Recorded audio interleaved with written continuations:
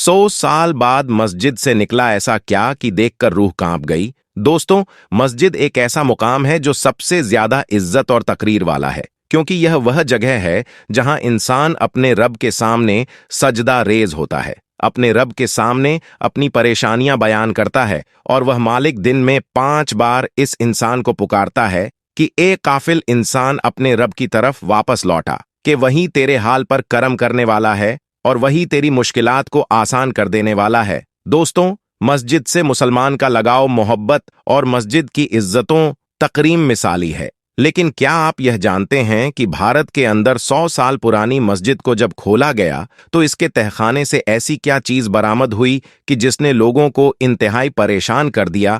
आज की वीडियो में तफसील से इस पर बात की जाएगी, लिहाजा इस वीडियो को आखिर तक जरूर देखिएगा। इसी तरह की इस्लामिक घटनाओं और वाक्य से रूबरू होते रहने के लिए आज ही सब्सक्राइब करें हमारे चैनल इस्लाम हिस्ट्री को और साथ ही बेल आइकॉन को प्रेस करें। दोस्तों, लफ्ज मस्जिद सजदे से निकला है। सजदा यानी अल्लाह के सामने अपनी पेशानी को जमीन पर रखना और इस बात का इकरार करना कि ए मालिक, तू ही सबसे बड़ा है, तू ही रिज्क देने वाला है। सेहत, बीमारी, परेशानी, खुशी, गरज से हर चीज तेरी ही जाने से है, लिहाजा जिस जगह पर सजदा किया जाए उसे मस्जिद कहा जाता है। इस्लाम की तारीख जितनी पुरानी है, मस्जिद की तारीख भी उतनी ही पुरानी है। इस्लाम में मस्जिद को एक खास मुकाम दिया जाता है। कोई भी नापाक शख्स मस्जिद के अंदर दाखिल नहीं हो सकता। मस्जिद में दाखिल होकर वजू करना लाजमी है कि जिस शख्स ने भी मस्जिद में बैठना है वह वजूद की हालत में बैठे तो अल्लाह रब्बुल आलमीन उसके लिए सवाब का सिलसिला जारी रखेगा। और इसके साथ साथ यह भी मसनून तरीका है कि जब भी कोई शख्स मस्जिद में आए तो वह वजू के 2 नफिल भी अदा करें और मस्जिद में आने के 2 नफिल भी अदा करें, जिससे अल्लाह रब्बुल आलमीन उस शख्स की बख्शीश का सामान पैदा कर देता है। दोस्तों, पुरानी मस्जिद की तारीख की कई कहानी किताबों में मिलती है। इन मस्जिद के अंदर से कई ऐसी चीज बरामद हुई जिसमें कुरान करीम के पुराने नुस्खे, औलिया अल्लाह की इस्तेमाल शुदा अशियां, जाए नमाज, उनके कपड़े, उनके इस्तेमाल में रहने वाली देकर अशियां भी मिलीं, जिन्हें लोगों ने अपने यहां महफूज कर लिया। पाकिस्तान में इसकी सबसे बड़ी मिसाल बादशाही मस्जिद है, जहां पर मस्जिद के साथ एक लाइब्रेरी और म्यूजियम भी कायम किया गया है। इस म्यूजियम के अंदर कई 100 साल पुरानी अशियाओं को बतौर जियारत रखा गया है और वहां कुछ ऐसे तबदरुक्त भी मौजूद हैं कि जिनकी जियारत हर मुसलमान के लिए बाइसे फक्र है, जिसमें आप सल्लल्लाहु ताला अलैहि वसल्लम के मुंह मुबारक और सहाबा इकराम से मंसूब अशियाओं भी मौजूद है। इसी तरीके से पूरी दुनिया के अंदर यह सिलसिला मौजूद है कि पुरानी मस्जिद के अंदर म्यूजियम कायम किया जाता है, जहां पर ऐसे तबदरुक्त की जियारत का हातमा किया जाता है। लेकिन क्या आपने यह सुना है कि किसी मस्जिद को जब खोला जाए और वह मस्जिद 100 बरस पुरानी हो तो इस मस्जिद के अंदर से इंसानों की हड्डियां तहखाना के अंदर से बरामद हों?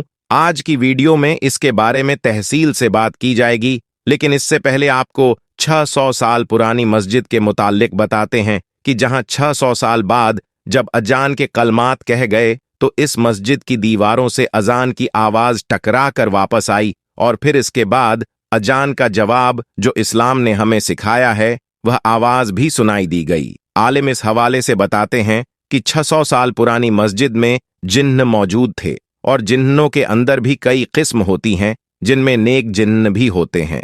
उन्होंने जब अजान की आवाज सुनी तो मुसलमान के तरीके के मुताबिक अजान की आवाज सुनते ही उन्होंने अजान का जवाब दिया। इसी तरीके से पुरानी मस्जिद के साथ कई किस्से कहानियां मंसूब हैं। लाहौर की मोती मस्जिद को जिन्नों वाली मस्जिद कहा जाता है। इसके मुताल्लिक यह बताया जाता है कि यह 200 साल पुरानी मस्जिद है और यहाँ पर आज मुसलमान के साथ साथ जिन्न भी नमाज अदा करते हैं और अपनी इबादत करते हैं। दोस्तों, अब आपको बताते हैं भारत की मस्जिद के मुताबिक भारत के अंदर यूं तो मस्जिदों की बेहुरमती के कई वाक़यात भी सामने आए हैं, लेकिन क्योंकि हिंदुस्तान की तारीख बहुत पुरानी है, यहाँ पर मुसलमान ने तावील अरसे तक हुकूमत की है, लिहाजा यहाँ पर बहुत सी मस्जिद मौजूद हैं। एक आलिया मस्जिद जिसके मुतालिक बताया गया कि इस 100 साल बाद खोला गया और वह इस सूरत में कि इसके नीचे मौजूद तहखाना का आसार कदीमा के लोगों को जब अंदाजे हुआ तो इस मस्जिद के फर्श की खुदाई करने के बाद इस तहखाना को भी खोला गया। अब नीचे काफी अंधेरा था, तो नीचे रोशनी का इंतजाम किया गया और कुछ लोग नीचे उतरे और देखा कि वहां पर तकरीबन 100 से ज्यादा इंसानी जिस्म के ढांचे मौजूद थे। ये देखते ही वहां मौजूद तमाम लोगों की पहले तो चीखें निकल गईं, लेकिन फिर फौरी तौर पर इन ढांचों को साइंसी तजुर्बात करने और उनके मुतालिक माजिद तफसीलत जानने के लिए वहां से दूसरी जगह पर मुंतकील कर दिया गया।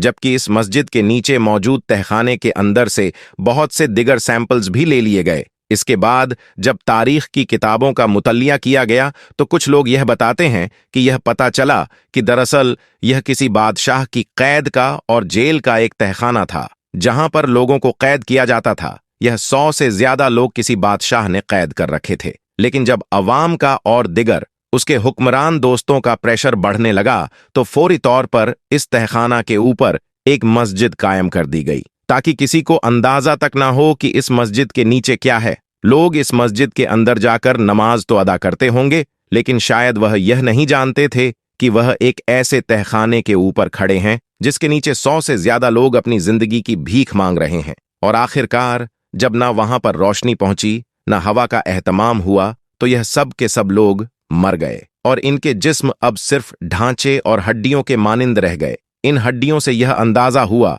कि यह तकरीबन 100 साल से ज्यादा अरसे तक इसी तहखाना में पड़ी रही और उससे पहले के लोगों के जिस्म के वाकयात हैं। दोस्तों, ऐसे कई वाकयात हम पहले भी सुन चुके हैं और उनकी हकीकत क्या है यह हमेशा से मुतनाज़े रही है, क्योंकि तारीख दान अक्सर अपनी किताबों में कुछ ऐसे वाक्य भी बयां कर देते हैं जिनका हकीकत से कोई ताल्लुक नहीं होता, लेकिन चूंकि अब उस वक्त में वापस जाकर उसकी हकीकत नहीं की जा सकती, तो कुछ लोग उन्हें मानवन तस्लीम कर देते हैं, जबकि कुछ लोग उस पर शिशुपंज का इजहार करते हैं। इस वाक्य के मुतल्लिक, इस मस्जिद की हकीकत के मुतल्लिक आप क्या समझते हैं? आपको क्या लगता है कि यह वाकई ही ऐसी ही कोई मामला होगा कि यहां पर एक तहखाना यानी कैद के ऊपर मस्जिद तामीर कर दी गई हो? इसी के साथ पहला इबादत घर हमारे निर्माण के उद्देश्य अल्लाह की इबादत को पूरा करने के लिए बनाया गया था। यह घर पूरी मानव जाति के लिए बनाया गया था।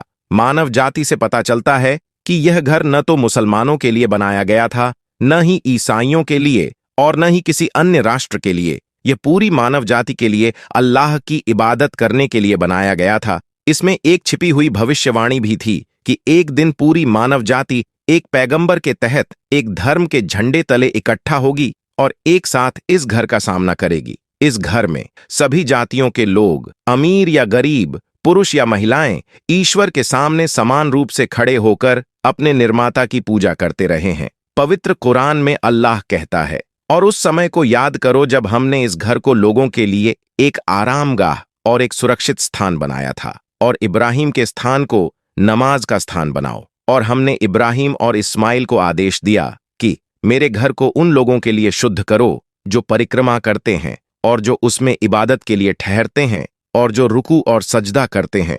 हजरत इब्न उमर कहते हैं कि एक बार नबी करीम को ईशा की नमाज के लिए आने में देर हो गई, क्योंकि वह दूसरे कामों में व्यस्त थे। हम में से कई लोग सो गए और बार बार जागते रहे।